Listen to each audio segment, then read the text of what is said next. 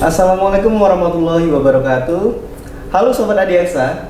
Jadi balik lagi sama saya Valenzo Ananda selaku host atau MC pada segmen podcast kali ini. Nah, podcast kali ini kita masuk lagi ke segmen podcast dibajak, yaitu dibahas bareng jaksa. Nah, kali ini kita akan membahas tentang penerimaan CPNS yang baru di tahun 2024. Nah, kalau misalnya kalian penasaran dengan info lebih lanjut, kita sudah datang narasumber yang dimana pastinya narasumber ini seorang wanita yang lumayan cantik banget untuk di Kejaksaan Tinggi Jambi ini.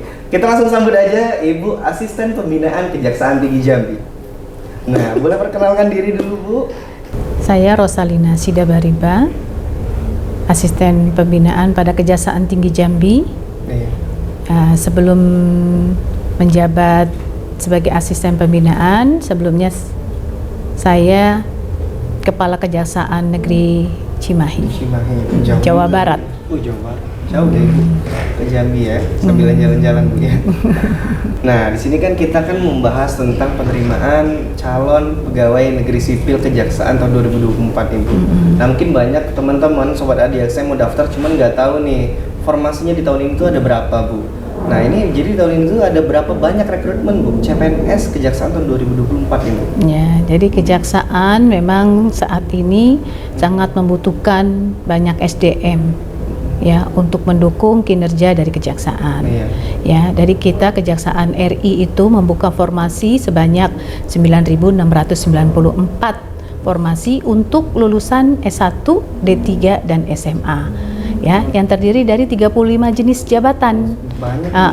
Jadi di sini calon pelamar yang ingin mendaftar ya tentunya harus memenuhi persyaratan sesuai dengan formasi yang dilamarnya itu ya, sesuai prodi-prodinya ya. Tentunya pengumuman seleksi pengadaan CPNS ini disampaikan secara terbuka ya kepada masyarakat, dan kita itu sudah menginformasikan kepada masyarakat melalui media elektronik maupun media lainnya ya, baik di website ya Kejaksaan RI maupun website dari Biropek kejaksaan.go.id. Dan juga kita juga memasukkan informasi CPNS Kejaksaan itu ya melalui media sosial. Media sosial baik itu YouTube, atau Instagram, Facebook, dan atau banner-banner maupun spanduk ya, dan juga videotron di berbagai titik-titik yang ada di wilayah Jambi ini.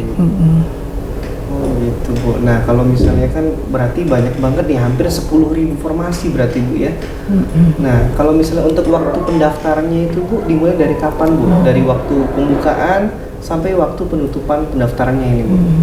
Jadi pengumuman pengrekrutan ini ya, seleksi dimulai dari tanggal 19 Agustus sampai 2 September, dan masyarakat juga dapat bisa mendaftar sejak tanggal 20 Agustus kemarin sampai dengan 6 September 2024 ini. Ya, sebentar lagi Bu. Kemudian itu akan dilakukan seleksi administrasi ya kan, yang mulai tanggal 20 Agustus sampai 13 September. Kemudian hasil dari seleksi ini akan diumumkan pada tanggal 14 September sampai dengan 17 September. Jadi masyarakat yang sudah ikut berpartisipasi yang belum daftar dapat membuka website Kejaksaan di tanggal 14 September sampai 17 September. Itu berarti karena pengumuman hasil seleksinya. Berarti ketika kalau misalnya mereka lulus seleksi baru bisa lanjut ke tahapan selanjutnya. Ya, tahapan SKD ya. Nah, berarti untuk penjadwalan SKD-nya itu dimulai sejak kapan, Bu? Ya, SKD itu dijadwalkan di tanggal 2 Oktober sampai dengan 8 Oktober 2024 ini.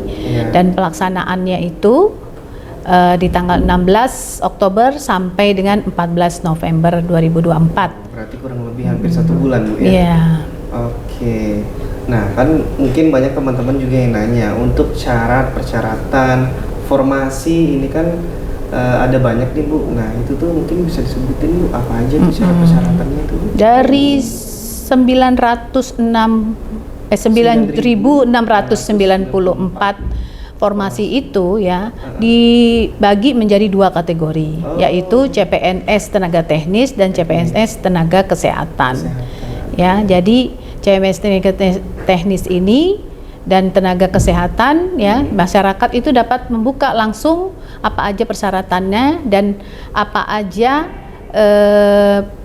jurusan-jurusan yang harus dia sesuai prodinya ya, jadi dapat membuka website kejaksaan. Berarti saya dengar juga ada yang disabilitas juga Bu ya, berarti bisa ikut di kejaksaan ini juga Bu? Iya, disabilitas boleh juga dapat, khusus juga untuk masyarakat Papua dan masyarakat Kalimantan yang mau bergabung dengan Kejaksaan RI.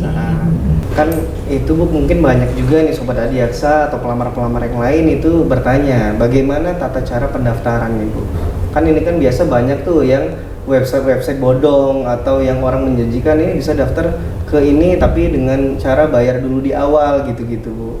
Jadi ini gimana Bu kalau misal tata cara pendaftarannya nih Bu? Jadi memang sekarang sudah banyak penipuan ya. Iya, banyak penipuan. Jadi kita harus hati-hati. Iya, ya, walaupun website atau link tapi kita tetap harus waspada. Iya. Ya, jadi tetap membuka website kejaksaan yang resmi. Nah, Ya, resmi, kemudian setiap pelamar mendaftar melalui websitenya kejaksaan yang resmi itu untuk mendapat nomor register SSCASN. Iya. Ya, SSCASN terus berarti, ya. pilih terus jenis formasi, terus mengunggah dan mengupload persyaratan-persyaratannya dan berkas pada halaman sscasnbkn.go.id ya.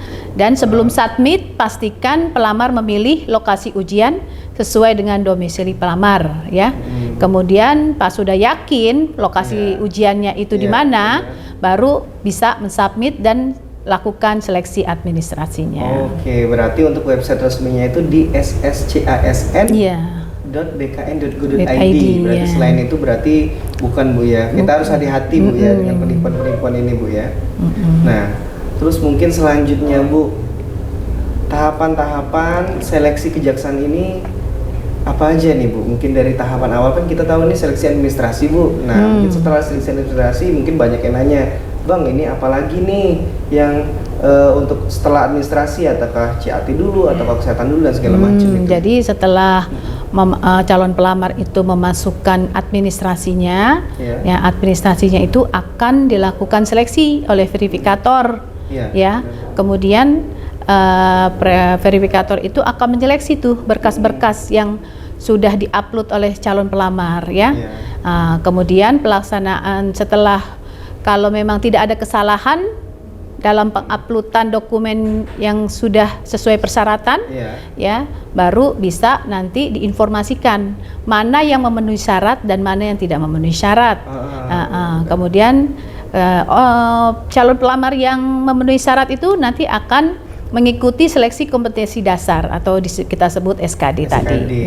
SKD itu berarti contohnya seperti CAT ya, melaksanakan ujian CAT sesuai kalau namanya tertera. Berarti sesuai dengan domisili masing-masing berarti ya. Setelah SKD mungkin Bu? Setelah SKD akan dilakukan seleksi kompetensi bidang atau kita sebut SKB. Cuman di Kejaksaan Tinggi Jambi bukan merupakan pusat pelaksanaan SKB. Nanti SKB akan dilaksanakan kalau wilayah Jambi akan dilaksanakan di Kejaksaan Tinggi Sumatera Selatan. Di Palembang. Berikutnya, kalau memang calon pelamar itu lulus CAT, selanjutnya calon pelamar akan mengikuti SKB di Kejaksaan Tinggi Sumatera Selatan. Berarti setelah dari sana baru ada pengumuman hasil seleksinya Bu ya? Oh, berarti nanti setelah itu berarti pengumumannya bisa kita cek juga mungkin di website resminya juga Bu ya? Ya, tetap harus memantau website resminya Kejaksaan. Iya. Nah, mungkin kan misalnya ada pertanyaan keluhan nih Bu dari pelamar nih Bu.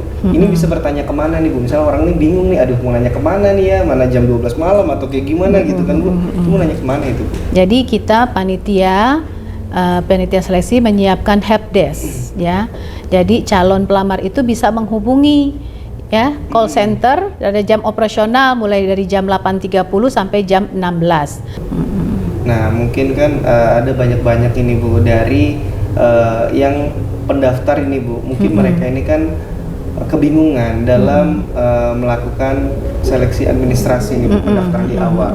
Nah, mungkin ada nggak sih Bu hal-hal yang perlu dan harus diperhatikan Bu ketika mereka saat melakukan pendaftaran ini Bu?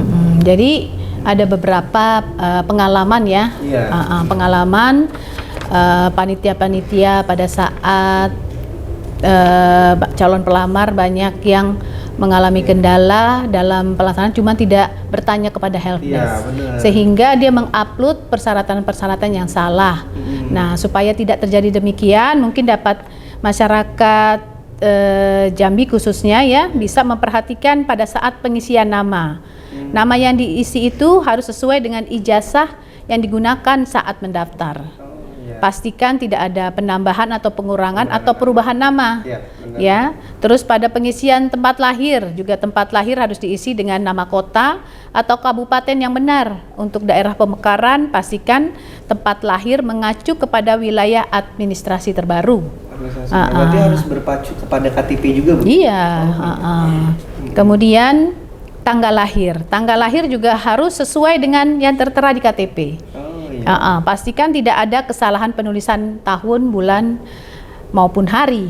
Berarti kalau misalnya ada kesalahan gitu, berarti itu nanti termasuk ke tidak memenuhi syarat? Iya, makanya calon pelamar itu harus hati-hati dalam saat mengupload data-data dokumennya, ya.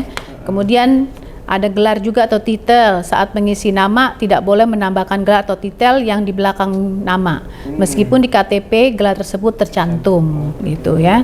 Dan juga unggahan foto. Ada foto yang diunggah tidak boleh diedit sama sekali. Foto harus asli. Diperlukan untuk mempermudah proses verifikasi identifikasi saat ujian. Mungkin itu tip-tip yang harus menjadi perhatian oleh calon pelamar gitu.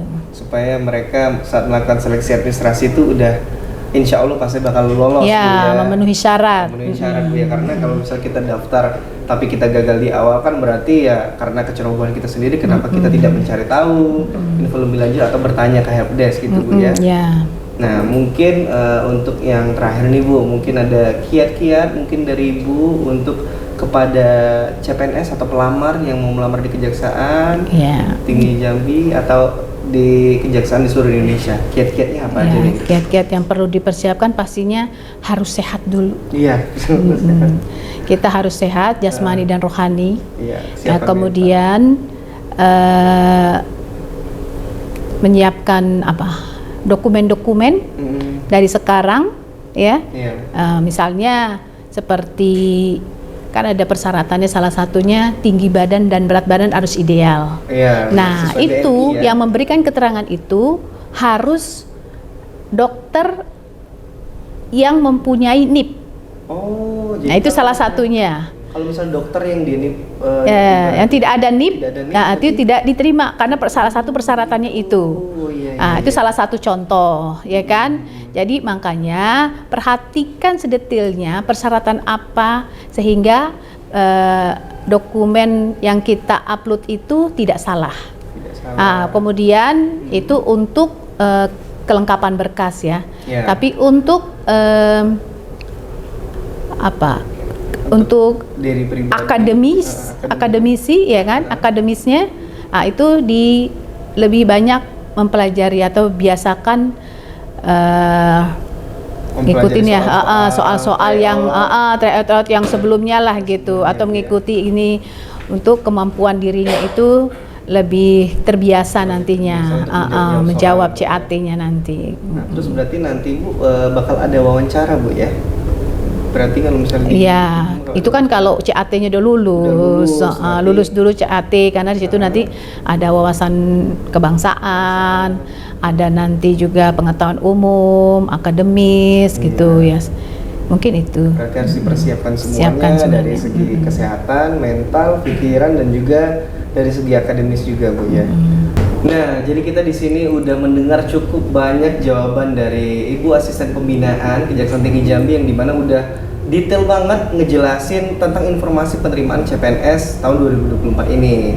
Nah, jadi mungkin untuk sebelum kita closingan Bu, mungkin ada kata-kata tambahan terakhir Bu, mungkin untuk teman-teman yang mau daftar juga Bu. Ya, jadi untuk mengingatkan aja sedikit untuk calon-calon pelamar yang ingin bergabung dengan Kejaksaan RI ya, untuk mendapatkan informasi-informasi terbaru selalu membuka Instagram Biropek Kejaksaan RI.